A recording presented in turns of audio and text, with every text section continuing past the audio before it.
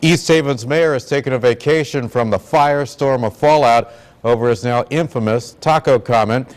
News 8's Ken Pierce tells us his trip to Florida coincides with a brand new demand for his resignation.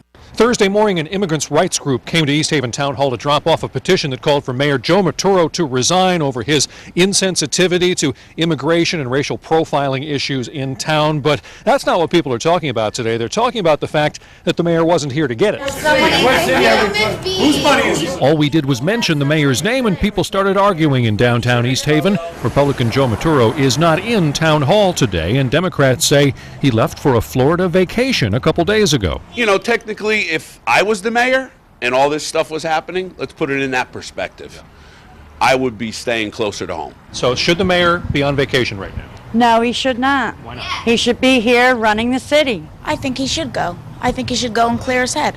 Get himself together, come back, and start fresh. Andrea there lets everyone know on her car window that she supports the East Haven Police Department.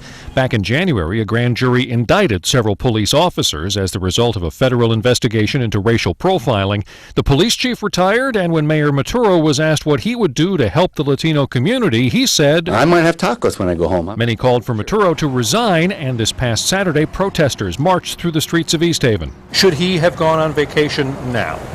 No. Well, he wants to hide. I'd want to hide too. Is that what he's doing, Right? hiding, you think? Yeah.